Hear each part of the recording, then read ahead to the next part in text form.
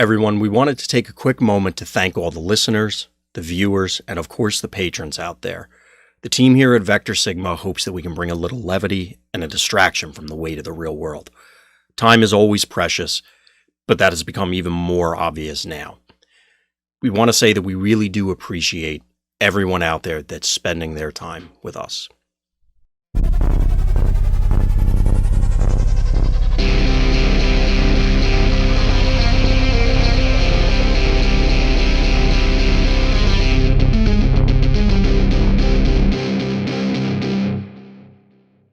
Welcome back, everyone, to Tech Talk, the officially unofficial Transformers TCG podcast. I'm joined, as always, by Scott of Vectorsigma.info, and we have a special new guest for you. It's Scott's mechanical keyboard.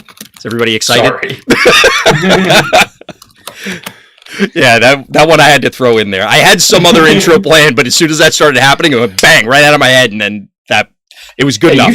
You've typed before, too. This is only me, right? Oh, absolutely. Although I've started, because I'm the host, I can just mute everything, at least my stuff, when that happens. Obviously for you, it'll be a little more unpredictable for me to try to figure out when to mute you. Oh, good. And Scott's Vitamin Zero from... Yes. I'm sure that will make a prominent appearance at some point. Yes. But anyway, we have officially completed spoiler season as of last recording. Well, technically before that. Now we're into, our usual routine for after sets come out, evaluating now that we have the whole context. We're going to do the characters tonight. We're going to talk about battle cards next time, most likely. We'll see if any other news comes up.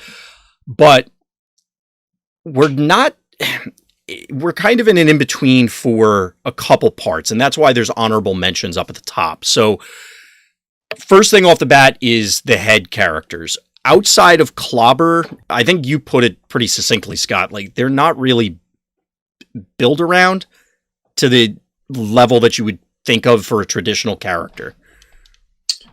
Yeah, like I don't think you're... I mean, the ones that stick out to me are... of the heads that stick out to me are Clobber, Flintlock, Apex, and whatever the stealth one is called, or whatever that is Apex. Brave one is called. Oh, whatever the Brave one. Doomshot. Doomshot. Yeah. Yes, Doomshot. Doomshot. That Doombot is a different universe, different thing altogether. So, like to me, everything else would just be like I'm playing the head because it's the head that fits the cost and the ability that I want, but like, yeah. It's not. I think those are so different in what they do, like either because the numbers are just so gigantic or because they're providing like semi-unique abilities. I just think that like I guess you could maybe try to start with them and put a body around them. Mm-hmm. But I think it's honestly like probably more, especially like on the stealth side, like especially on the Apex side, it's probably still just like I'm trying to keep this body alive, obviously.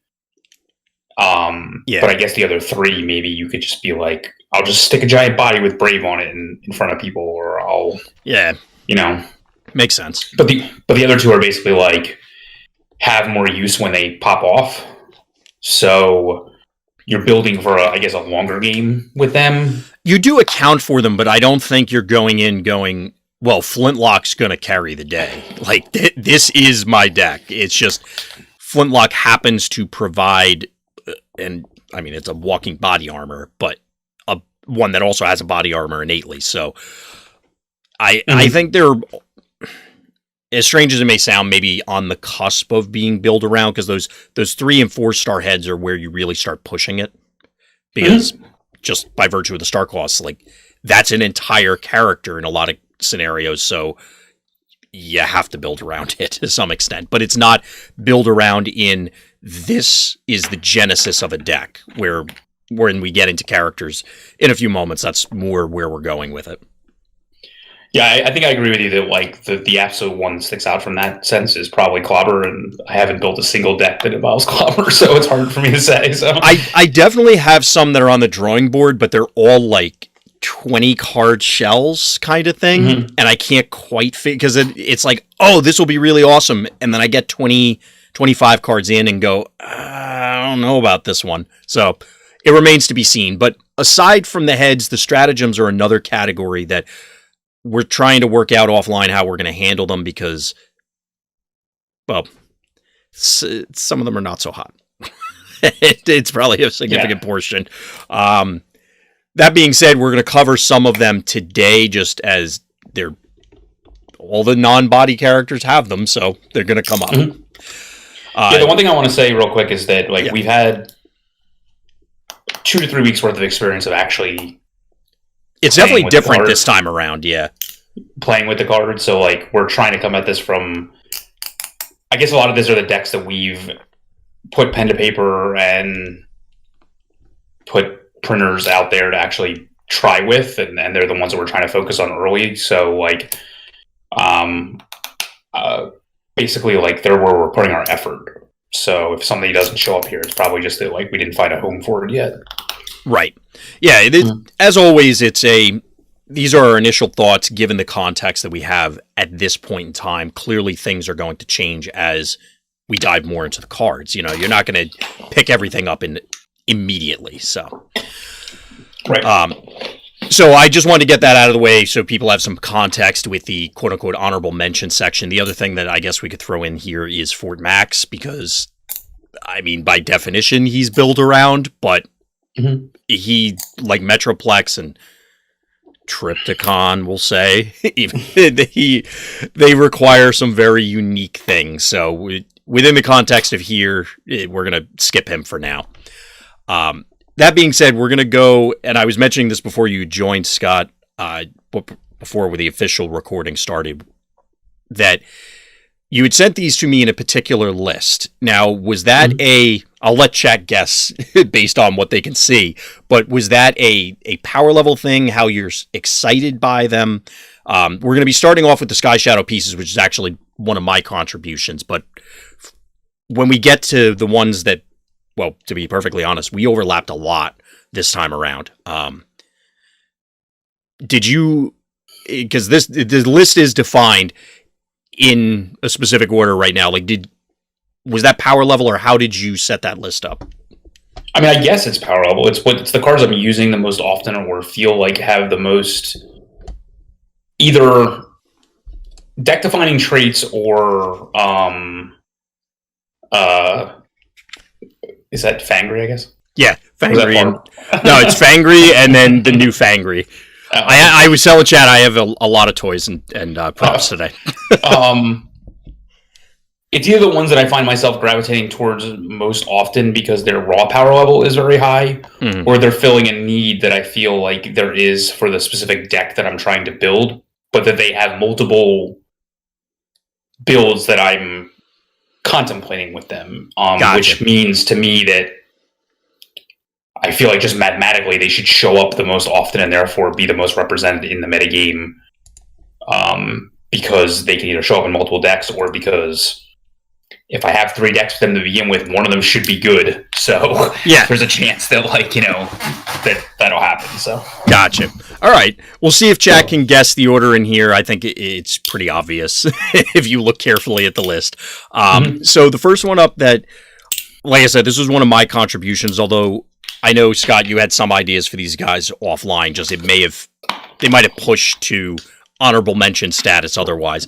And for me specifically, it's the pre-combined pieces for Skyshadow as opposed to the combined version, which, while strong, I've been finding that the tank and the plane have been showing up a lot in different things, at least initially, as that pseudo Battlemaster role, where it's a non-flipping character with sizable stats, useful keywords, and and also useful traits. They're both range. So they both play into different decks, but they also allow for filling in gaps in decks that maybe I found before. Like, for example, we streamed the other night and I was running General Megatron specifically because now I can have 2 tanks that I don't quite hate myself playing, kind of thing.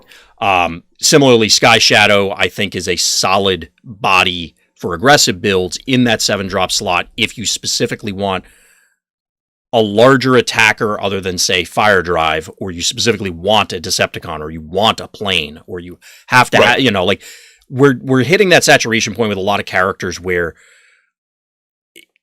in the beginning it was, okay, well, I have to run this character because it's the only thing in this star cost range, or it's the only thing that meets this criteria for stats or keyword. Now it's, okay, well, I might have choice as to which 7-drop, aggressive 7-drop or defensive 7-drop you want to run.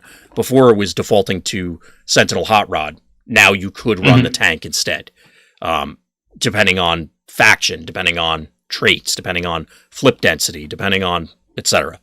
Although I guess flip density isn't great comparison for the tank and Hot Rod, but whatever. No, yeah. I mean, it's the same reason why you're running them, but they both have relevant tribes also, which I think is a big part of it. Yes. Yeah, they... go ahead.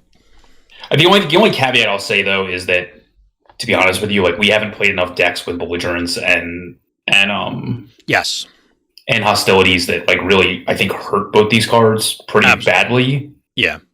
So I think that's going to be my goal for the next time we play test, is to really push some of those cards and see if these get really hurt by that. But assuming that they don't, then I think they fit the description you're looking for, I guess. So yeah, I just don't know. I mean, they're definitely decent at what they do. Yeah. But I think their combined form is insane. Like, I think that whole whole deck comes together, you get like a lot of value out of it. So yeah, I just wanted to call the parts out because I do, as the parts specifically, because again, like you said, the combined form can do some really mean things. I just think these fill gaps, especially for these two particular tribes, for people that want to play those tribes, and help fill in those gaps. My prediction going forward, to your point about belligerence and end hostilities, is that belligerence is going to hurt the tank more than end hostilities is going to hurt the plane. The reason I say that is because I think that the tank in the role that it's going to serve is going to need the defense to ensure that it's soaking multiple hits to buy time for your other guy, whereas the plane can just be, you can throw a grenade launcher, reckless charge, go. Oh, my oranges don't count. Whatever. I'm still a 12 base attacker sort of thing. Maybe that won't bear out, but we'll see. Yeah, the tank can do that too. But yeah, I agree. Right. I mean, it is possible. It just depends on, in that case, if, say, you drop sparring gear on him for reasons just to make sure that he's living, okay, well, you're really hurting, as opposed to just... you're not going to be able to play as many defensive things to help him that wouldn't involve tough as you would just be able to play static buffs for the plane. Yeah, that's fair. Yeah. Don't worry, chat. We're getting to Fangry soon. We'll bring that up. So we'll move on from Skyshadow. One of the other guys I wanted to talk about was Braun. Since I was cleaning up the basement, I didn't get a chance to grab my G1 Braun. And he was not on hand easily accessible. But this Braun is, since he's a common, is going to be very accessible to everybody. And as we've already seen in the limited playtesting that you had referenced earlier, Scott, this guy seems to, pound for pound, be what we were predicting when we first saw him. Would you agree? Yeah, I agree. He seems to be solid. I expect to see him going forward. Do you find that it's, as you're building decks that involve him, that it has been a challenge to meet his Pierce criteria, or is it just like, oh yeah, this guy will hit decent Pierce numbers just by virtue of how the decks are built without jumping through hoops? I think the decks you want to play him in are going to be Pierce based to begin with, because you want to be getting the quote like free black pip out of the deal. Yeah. To pump his Pierce, or you want to be getting like, I mean, the green X is obviously easy to meet, and a lot of the whites are easy to meet also. But I think to really reach like on flips alone, like without like the 8 of like a weapon, just like, or like anything like, 4 Pierce 4 or something like that, I think it's pretty easy to meet that with him. Having been hit with Pierce 5 relatively easily, Pierce 6 with a little bit of help been on the receiving end of that. He's performing all the functions that we anticipated he would at this stage, and I don't really see that changing. No, that's fair. I just don't know. I think his survivability and use is... And universal use will be much less than another 5-drop on the list. That's my only caveat to him. I could see that. Yeah, that's probably true. It does... He, quote, hits harder, quote, against like a big swath of meta, though.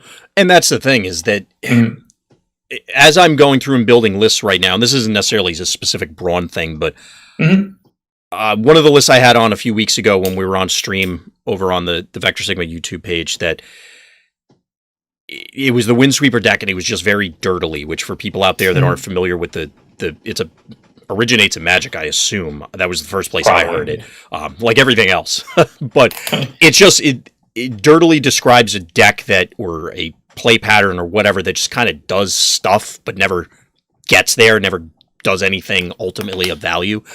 And the fact that, and where I'm going with this, is the fact that Braun can continue to push that damage prevents decks that he's in falling into that trap, because he's always, you're getting value out of the little guy, which is always what those 3-wide blue decks want. He's relatively sturdy. He pushes some damage. You're getting a whole package here. Yeah, he's able to do the work without, but he's also not providing a universal buff to the rest of the team.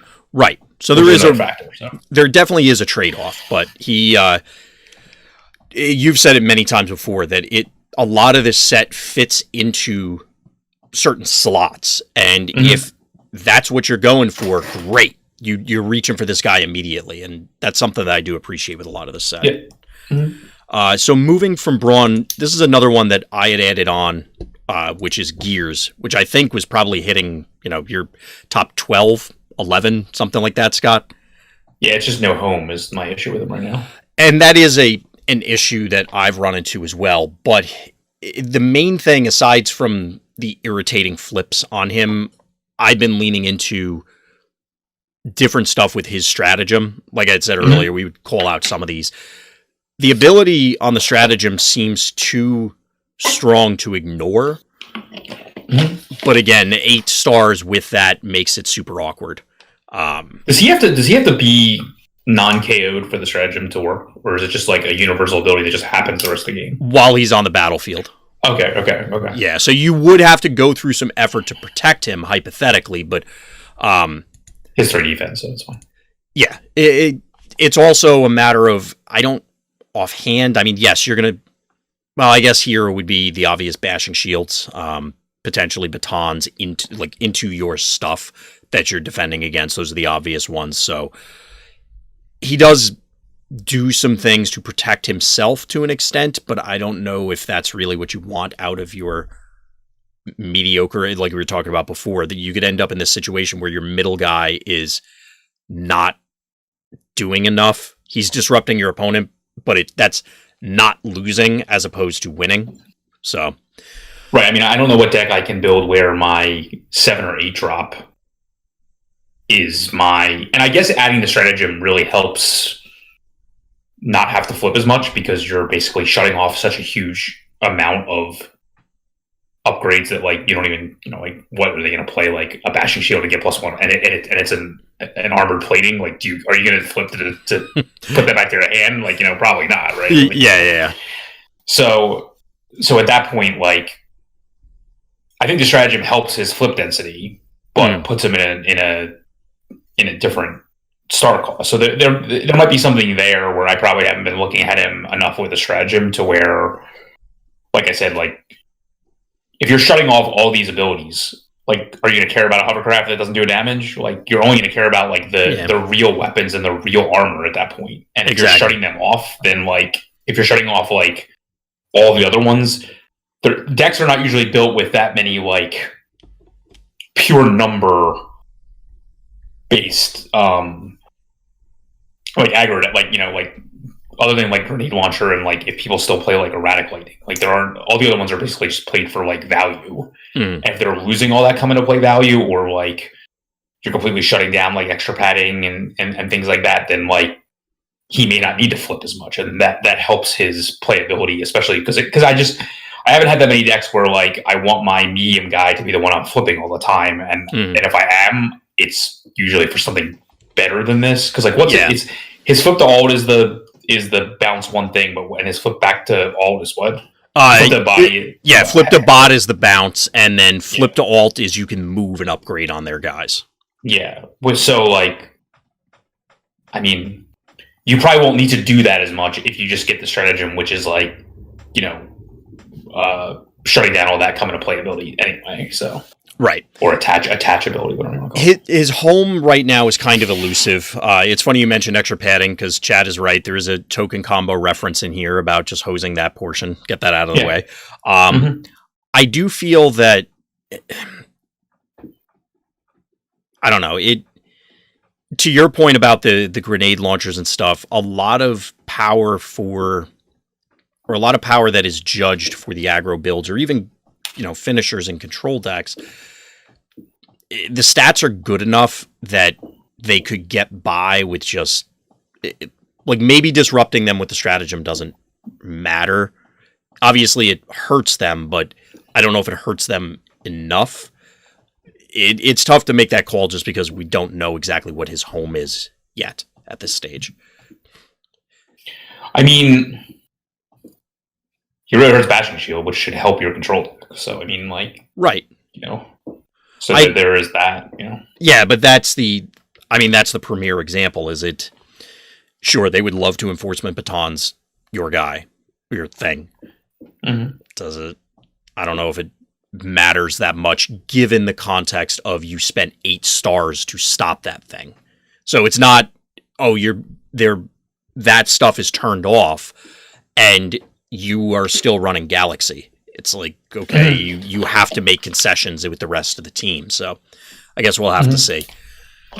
If there were more 12 drops that I really liked, I think it might be a different story, but that's fair. Chat is throwing out there. He does have fun shenanigans with Swerve. There are a few characters this set that do, but that also necessitates running Swerve. So, but I actually think it's bad. I think it's worse because he has less defense in that mode. He does only have 2 in that mode. Yeah, you want to be defending in the bot mode. I think he has probably more play with that. Whatever that flip card is that moves the damage, maybe. Hit and run. Yeah, gotcha. I mean, it's possible. But we can move on from Gears. Yeah, I do agree with you guys in chat that if he was a lower cost, but if he was, that might be problematic. Yeah. If he went from 6 to 7, it'd be a lot better. And I hate, and the fact that he's a truck just adds 0 value whatsoever, which is a big problem. Trucks are really awkward right now. But let's talk. It's not the A word I was going to use, but the 6-letter A word. Yeah, there's a. I know what A word is. A 5-letter one. So there's a 7, I guess. Let's move on from awkward truck modes to awkward spaceship modes with topspin. So that's the one I had as a kid. That one. Yeah, this guy, nice. I have Twin Twist over there, but I bet you don't have this one. No, clearly the new one. He has a little more to him than this guy did. I can tell you that. Yes. And he never worked. I was never ever going to get him flipping. I think I distinctly remember being in my kitchen as a kid and where the rug hit the linoleum floor and trying it. I think I got it a couple times, but yeah. What are you going to do? Anyway, so as for the card though, the card is one of the ones that I think we were both very excited about. Like I said earlier, a lot of our list overlaps, and I think outside of the ones that I added, which were honorable mention, kind of top 15 spot instead of top 10, I think there's only one that, when we get to it, I'll bring it up, that I was kind of questioning. But Topspin is definitely one that excites me. I haven't built any lists with him yet, just because I have lists and lists and lists and lists, and I just haven't gotten that far yet. But where do you see this guy fitting, Scott? Or do you, as your enthusiasm waned about him at all since we first saw him? The only thing that's in waned for me is that it's really hard for me to get him to 13 with partners that I actually want to be flipping. So the problem, I mean, maybe this is the spot for gears. I don't know. There could be the argument there, Yeah. I guess. But like, but then like that's the problem is like you go from 13 to 8 and a 4.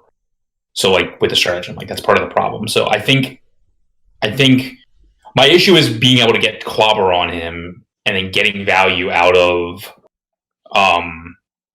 like the 7 and the 5 that he would be paired with.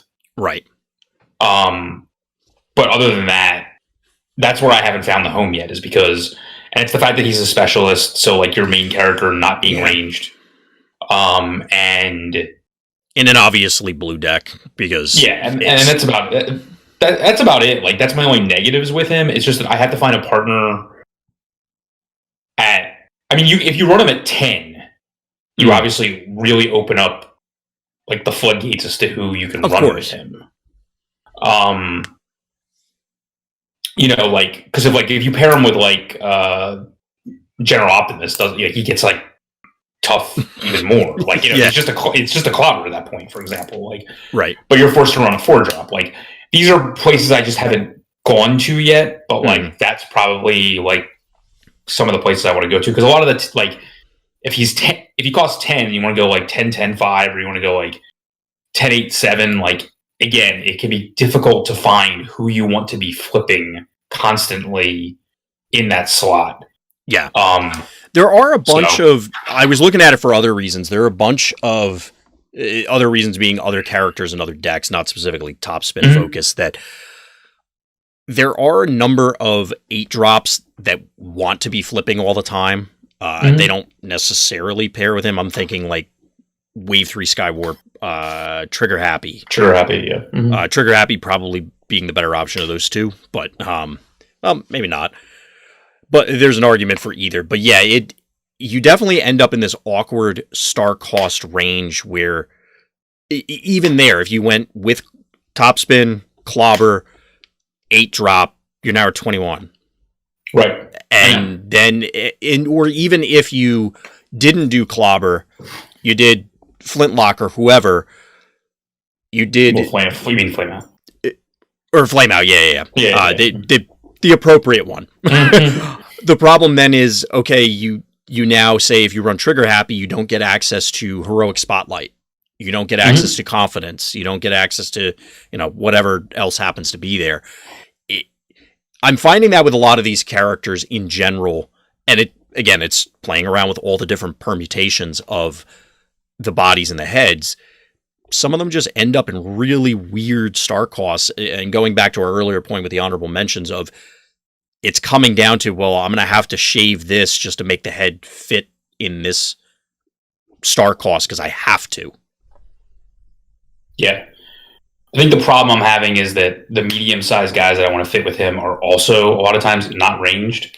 And so it winds up being like, and I know we keep coming back to this, but I guess we should probably have a separate show on it, but there's like a reason for it. Like if I have to jump through a hoop to do a damage to a guy, I could just play one of a million ranged cards do the same thing. Mm-hmm. So like if I'm shutting that option off because a lot of my medium characters that I want to play are not ranged, then like was it worth it to jump through the hoop anyway? Like a lot of people bring up like black pips. Well, playing a hovercraft is the same as flipping a black pip. So like, it's guaranteed damage and it's outside of combat damage. It's better. So like, and against a non-blue deck, like the +1 attack is essentially the same exact thing that you're getting.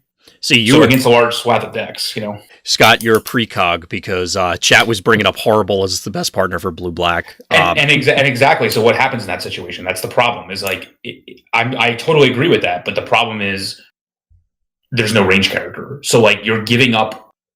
You're jumping through hoops. The hoops are not hard to jump through with Horrible, but like ultimately playing a black card and getting a damage on Horrible, putting it where you want, is still worse than playing it on Hovercraft, right? I mean, technically, other than you're getting it on top of playing the card, but it's that's the argument which I know you realize. The argument is that you get a more consistent option because obviously you're not. There's no well, I guess with Trigger Happy, but there's no recursion for that Hovercraft. Whereas, okay, if you just play enough black pips, you're gonna find them. Or I can't think of any decent black greens off the top of my head. I guess counter espionage. That's black green, right? Or the new disassemble. Yeah.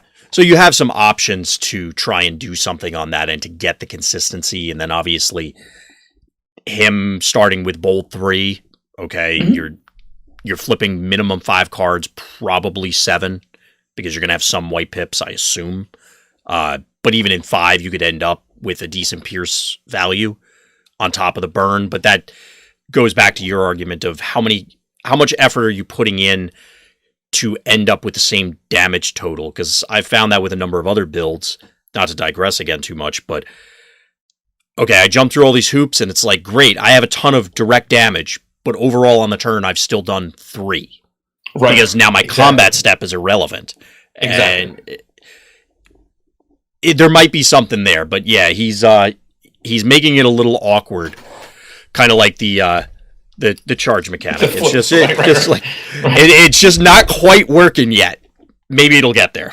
Yeah, I think the one character I want to try him with is Brainstorm. I think because that's a character that I want to keep flipping, and then like he can just sit there. But again, like they both want the same head if they both want to cost 10. So like that's another part of my issue. Yeah, that is a challenge, but at the same time,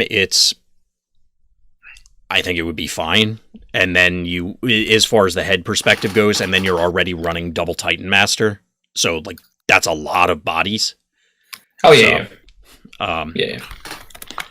Anything else you want to add for Top Spin before we move on? No, I think he's powerful. I think he creates archetypes on himself. He's really good in the black-based archetypes, especially black-blue. And I just think that...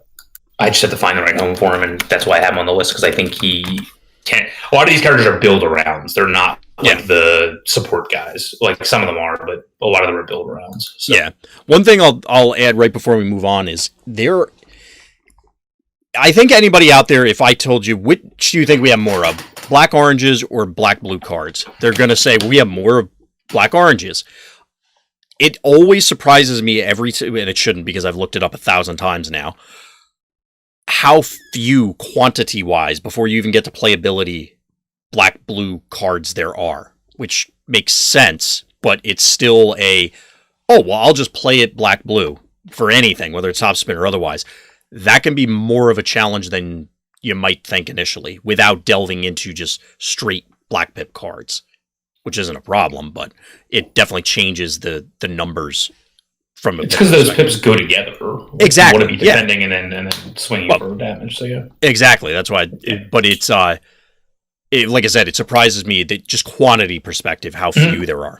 And then you get into do you actually want some of these? Yeah. Right. Actually playable, right? I don't really want to play Smoke Cloak. Let me tell you. right. Exactly. But that being said, those Black Pip Splash or Black Pip Focus builds have, again, in the aggro capacity, have survived with just, I don't care what they do. They fit the Pip archetype, so maybe. We'll see. His tribe is also worthless, which is part of the problem. Yeah, I'm not excited about UFOing that guy. No. It just does not matter. So next up is another G1 toy. I hope everybody heard that. Or if it was awful and the noise was terrible, I hope you didn't hear it then. Never mind. But we got Crankcase. So Crankcase, I didn't know he was one of these things also. Yeah, him and what I think, we're not, spoiler alert, but I think this is Windsweeper. There's no sound on this guy, but he does have flip out guns. Oh, okay. That's why I think, because just the plane mode looks right. But anyway, we'll get there. So yeah, chat's confirming we can't UFO. Yeah, you don't want to UFO that guy. So Crankcase, I really want to like this guy because he's stat to star cost, especially when you get his bot mode buff and he gets +3 attack and he's an 8/11/1 at 7 stars. That seems solid. He's ranged in that mode. I don't really care about his flip to alt mode to draw a card. I get why it's there, but whatever. His stratagem is also relevant. I know a lot of people recently have been talking about King Starscream, especially when the stratagem came out. I thought this guy was an obvious partner because of his stratagem. Because I always, and this is me somewhat ignorant about that archetype because I played against it but not with it. I always felt I was blowing people out every time I checkpointed them. Okay, now you can no longer checkpoint me. Like, you just can't. I mean, unless you kill this guy first. But it just felt as though that was a natural home. But it does run into a similar issue like you were describing with Topspin, where it's big guy, 8-star. Oh, now I'm stuck with 4 stars. Ruh-roh. Where else do you see this guy fitting? Were you excited by the stratagem, or was it more his just plain stats? It's his plain stats and being ranged and all that. Like, and this is a theory I'm working on to revise some of the sphere stuff. But like, I feel like blue decks. I feel like the sphere theory has to change to where like it has to be more descriptive of the deck archetypes. How so? Like I'm not sure I follow you. Like your 1-guy decks are different. Like technically, that's a 3-wide blue deck, right? Like, I see what you're saying. It operates differently than like other 3-wide blue decks. Mm-hmm. That makes sense. And so, like, I feel like if you want to play a true 3-wide blue deck, like the old school version of them, that you need 2 characters that are relevant attackers, not just 1. I'm glad you brought that up. To combat the 1 tall decks. Basically, to punish them for being like concentrated on one specific guy, you need to have at least 2 guys and 1 support character. I don't think I think it'd be difficult to get 3 relevant guys in a blue deck, but whatever, we'll cross that bridge when we come to it. But right. So he provides the ability, at least. I haven't built a deck yet to put you at that level, to give you a second relevant attacker. As long as you attack in a certain order, it's just that whether or not that archetype can exist by having a guy that even needs to flip once to go into the right mode is up for debate. But I don't think it's that bad. Again, I just can't stand the fact that he's a truck. There's that. But I think 8 damage out of a guy that only costs 7 and fits this archetype, which another character on this list I think does it more consistently. Which is why he's higher on the list, somebody else. But I think he fits a similar niche. I just think I've ran like how the turns play out in my head, and I just don't know. It's very difficult to get him to be buffed and then also play things that continue to buff him as early as turn 2. And like, still be playing cards the whole time. Like it requires like first turn processor and things like that. But like, I don't think it's, but I don't think playing Scouting Mission and Processor deck is like a bad thing. Yeah, that's for sure. So, like I don't think it's that hard to set up. And I think like, I guess I mentioned him so often I probably should put him on, but I haven't played with him. Like characters like Brainstorm to me like facilitate him a lot as well. So it's just how many flips you have. Like, can you have a middle guy that doesn't need to flip, etc. I just feel like there's a lot of to get the relevant second attacker is what I'm looking for, and there's only, in my opinion, 2 characters that fit that bill if we're not going all the way down to the Braun level as a relevant attacker. Right. I feel like there's only without help, without like Elise for Cutlass or something like that. Guaranteed characters that are innately valuable in the attack step that way. But if you can get a guy that starts at 8 and then go up from there, like I think there's a lot of value there. See, I agree with you that I actually was coming at it. Well, I also initially started with blue decks, but I've also been looking at him more and more from the orange perspective. So you could do Springer this guy something to try and continue to fuel him. The problem is that, well, that's a 3-wide deck. All of the natural problems of just being random attacking dude 3-wide orange without a Titan Master. And that's the trap, I think, there is just that you just don't have the bodies to be able to compete with the other aggro decks then, because while you can do cool stuff or your guys are very large for their star costs and therefore are more efficient, sometimes it doesn't matter because they just have the numbers in the aggro stuff. Or even against the control decks, I don't know. I mean, maybe having those 2 solid attackers is enough, And given the existence of tripwire and other things, that those wider aggros that would prey on these things will go the way of the dodo, possibly. But I think even if it was an opposing 3-wide, they have a Titan Master, they're already up a guy. I think you're in a hole there. So on both fronts, he's in a very uncomfortable spot. Yeah, but I think if there's a code to be cracked with him, you gain a very powerful attacker at very little cost. So that's why I agree. It's a puzzle that I want to try to solve. That's why he intrigues me more than generic guided punch as well, like you like to say. So. Yeah, exactly. Shout out to all my Scavenger fans out there, who are fellow Scavenger fans, because I want Crankcase to succeed. We'll see if he does. So we'll move on there to Cup. Now, Cup was actually the one that I'm fine with Cup existing. As opposed to not existing. I don't know. I'm not interested in Cup at all.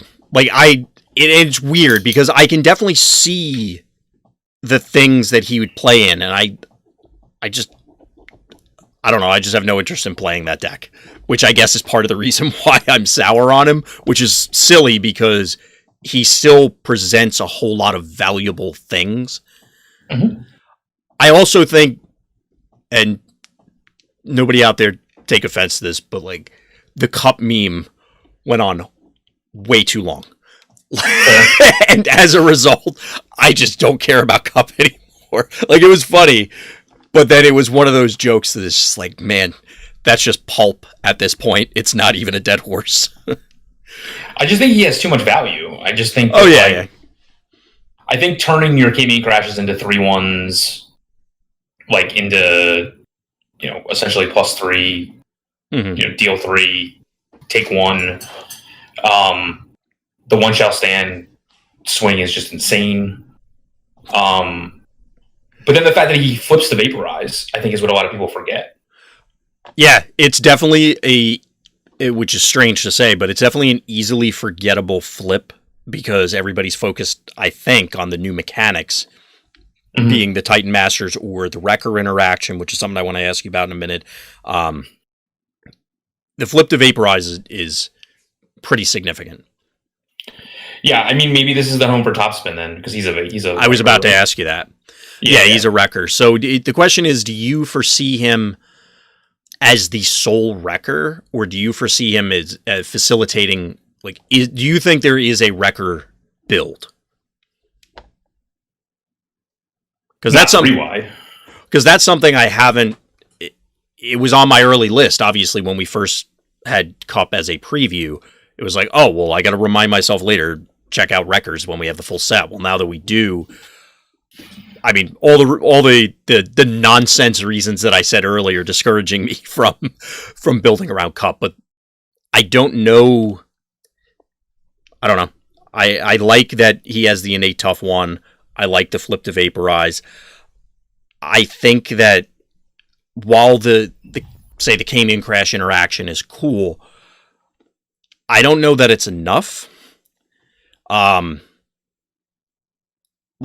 Pushing him to 4 attack and you've already consumed your action for the turn. I guess the dream is going to be Came-In Crash him, make him 4 attack, slam Energon Axe on him, get in. I mean, the dream is one shall stand, but that aside. Well, I guess, yeah, it's going to depend on. I meant just for enabling the axe. I don't know. Yeah, that's fair too. With only 10 health, I mean, yes, he has a tough one. You're assuming you're playing a blue deck, it'll elongate it, but I don't know. He doesn't seem long for the world, and I don't know if he's pushing enough damage, even at, again, 8 stars minimum, that it's going to do enough. I don't know. It's possible. I haven't built him as the only wrecker yet, and the other wreckers I've been pairing him with are flip intensive, so if I can find a home where the other character isn't flip intensive, that's where I haven't tried it yet. But I mean, I just think you're getting value out of cards you want to be playing anyway. Oh, yeah. Yeah, and extending the value, getting free plays out of it, because, every card now says plus X attack. Well, not every card, but... Right. But I guess he does have lower... But he's 4 attack in the bot mode, so you can let the ability carry forward. Yes. Yeah, you can definitely set it up. And And he is a leader, so there's obviously potential for Matrix there and that sort of thing. Yeah. Unfortunately, he's also a truck, so we've already covered that. It's just, I don't know, I'm not as excited, and this is the more serious note, ignoring all the nonsense, like I said. I'm not as excited about Cup now as I was then, when there was all the unknown potential, which I guess is natural, but at the same time, I'm not... All the other wreckers, say Topspin, I'd rather build a Topspin deck than find a way to pair them, although that's probably where he'll end up.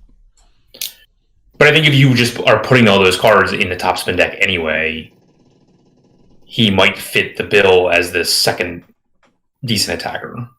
So possibly. That's the question. So, well, yeah, that's going to be the challenge, is whether he can make that happen, simply because his baseline stats, like for an 8-star character, even if he's pumping himself via direct damage or self damage, he's still a base 4 attack. I know that's baking in the. I mean, it would be great to do the one shall stand axe thing and crush somebody, but I don't know. Yeah, I mean, I might be wrong. I mean, maybe. I did, and that's just me. I know there's a legion of Cup fans out there, so I'm sure the hate mail will come. We'll see.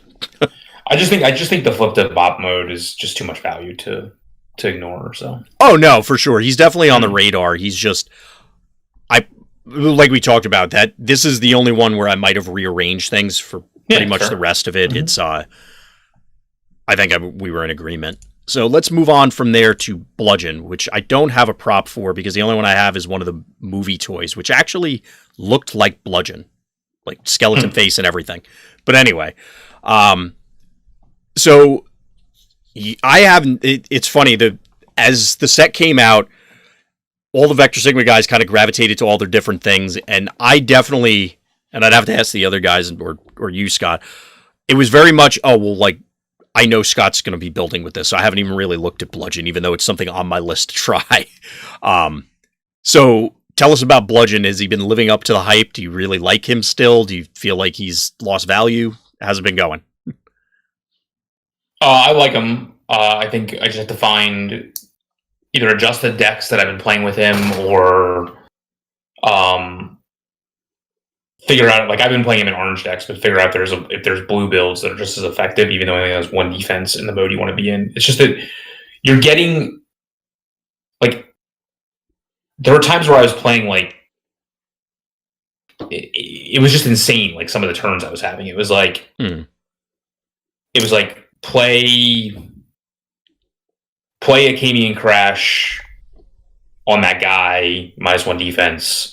Horrible's ability on that guy, -1 defense. Like, you just got a free battle card out of the deal. Yep. And then by playing a single card. Yeah, and he's still a 6, 13-1, I think. Yes. 14. Like, you were just getting free battle cards left and right.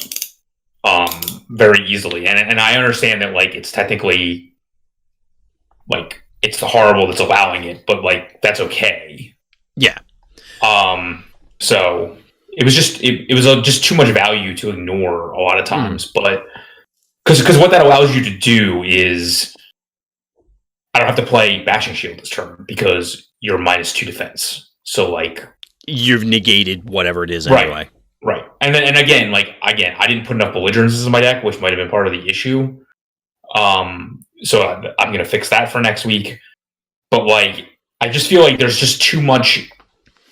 We've reached a point with the number of cards that exist in the game that you need to find ways of copying battle card abilities with your character, like flips, cards, interactions, whatever.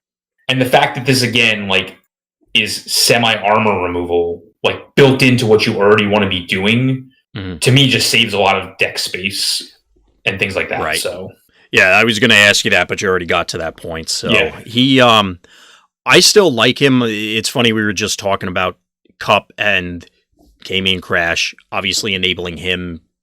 This is another one where it's okay, well, it would be bludgeon, cup, and a 1-star head plus one other guy. I don't know if that's really a thing.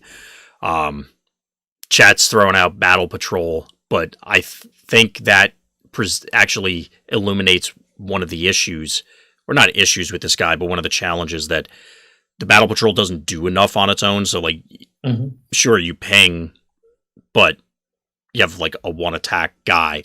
Point being, extrapolating it from the battle patrol to other characters, you still need to make sure that those other guys are doing enough that you're not just squeaking 1 damage through because you negated armor or something. Right. That's part of the issue that I think is, but it intrigues me. Like, I haven't tried it on blue deck yet, even though there is a ton of blue direct damage. So, like, that's the next place where I have to go. But, like, his 1 defense just kind of scared me, and like his needing to flip to 1 mode means I can't. I guess I'm only really missing 1 flip. It's not the biggest deal in the world. So that's the next place that I need to explore, is just to see if there's any value there. Yeah, I think there's potential there, if nothing else, in the argument of, okay, well, my other small characters, again, getting more value out of them because now they can actually get over, or hypothetically get over or through armor.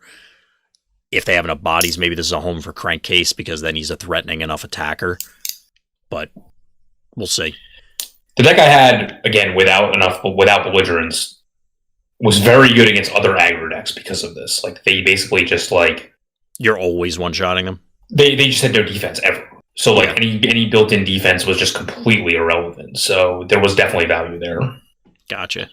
And obviously he's a build-around. So, you know... And I actually found myself, like, occasionally when you're attacking in the alt mode, like, the 3 defense in an aggressive deck was no joke. Like, and, you know, they had no way of, like, really... He was taking a lot less damage whenever I was able to actually defend in that mode. So yeah, I mean, it makes sense. Mm-hmm. He's one of the guys, and we said it when he was first spoiled, that I personally have a hard time believing that he won't be present in the meta. Like, that ability is just crazy because, to your point, it's duplicating. I guess it's not duplicating an existing effect, but it's amplifying cards that you're already going to run anyway, which is exactly what you want. You're stretching the value. You're going to be making these plays anyway. Yeah, Chad, you're definitely right about magnetic dysfunction, Ray. I'm like 99% sure you had that in there. Oh yeah, I guess the only question I had the other one too. That's what I was going to say. Is the only question is, like, how many copies of the other one? Because magnetic dysfunction, Ray, was almost guaranteed to be a 3 of. So does Hunker Down a composite armor will not trigger Horrible, right? Hunker Down is a put, so I don't know what Horrible's worded as. We'll find out later on. But Horrible, I think, is when you play. Yeah, so, like, that is... The Hunker Downs versions of him is where I have not gone yet. Mm. And it's probably the next place that I'm going to explore with him. Because you're right, like, the Skyshadow tank would fit well in there with him and Horrible. So that's the next deck I'm going to try out. Yeah. And then you can take advantage of the other orange-black, you know, like Terrifying Resilience, if you really want to go that route. You obviously already have composite armors, the Ghost Shields of the world, blah, blah, blah. The list goes on and on. Right. So we'll have to see. But there's definitely potential in this guy. I find it difficult to believe that he wouldn't make an appearance. It's just finding a home for him. Yep. So let's talk about actually the guy that you previewed in Pounce. This is actually a character that was... There are a number of reasons I really like this guy. And it's not just, hey, this is actually an 8-star that doesn't make you feel terrible for playing 8 stars. Like, this is a decent attacker. Importantly, does not require a flip. So your options are way more open. Even for something, you said it earlier with Crankcase, that it's uncomfortable to have to invest a flip in that guy even just once.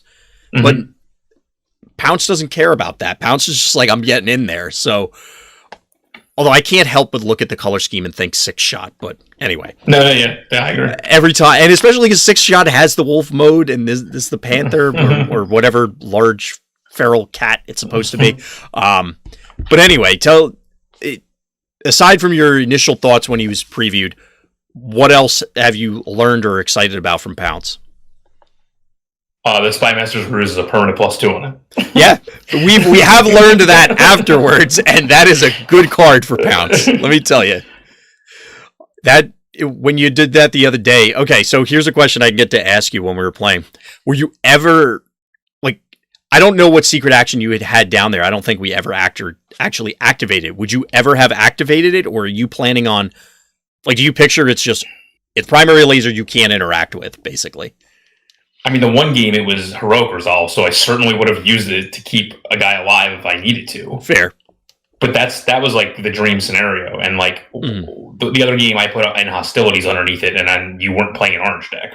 Gotcha. So that seems like a good use for it. So it just sat there purposely as a primary laser out of my, or like you said, a non-interactive primary laser out of my, as my action for the turn. That every once in a while will turn into a grenade launcher when you just go, oh, well, I'll set this other one. Like, this guy seems ridiculous. I love everything about him, honestly. And the Johnny in me loves so I think I mentioned this on stream the other day, but so when you flip to his other mode and you look at the top 3 cards, it's a may reveal the secret action.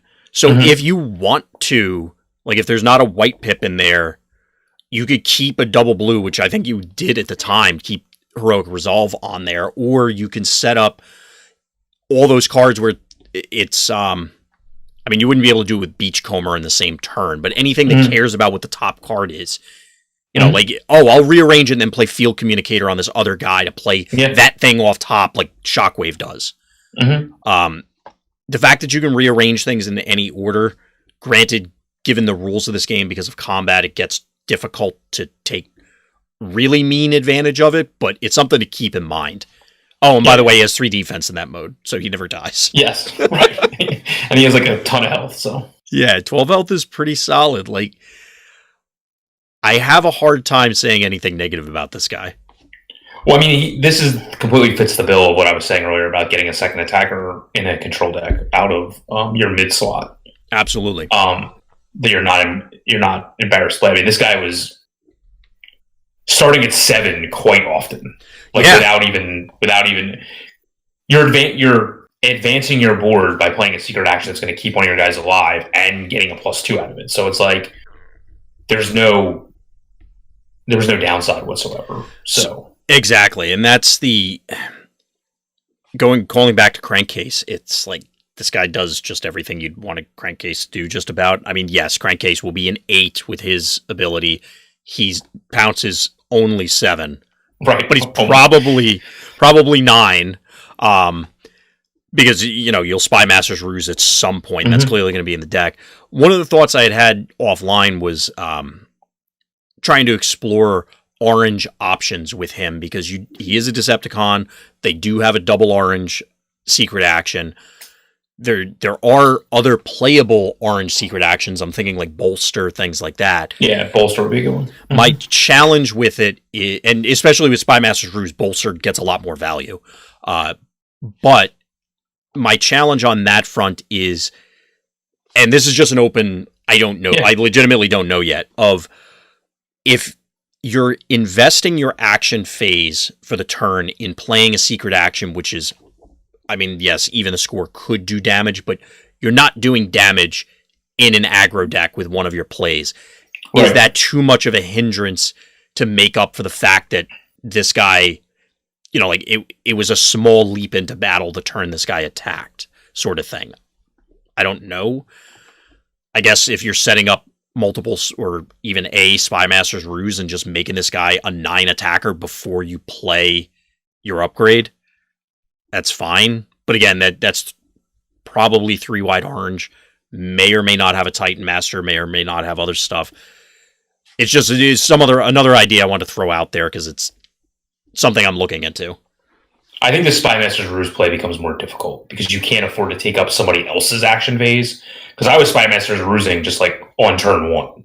Yeah. Didn't care. I don't think you can do that with your one play, like going second on turn 2. I don't think you can do that. Yeah, you need as easily. You'd have to have the wheeljack characters, the airstrike characters, where they also have free cards built in that allow them to.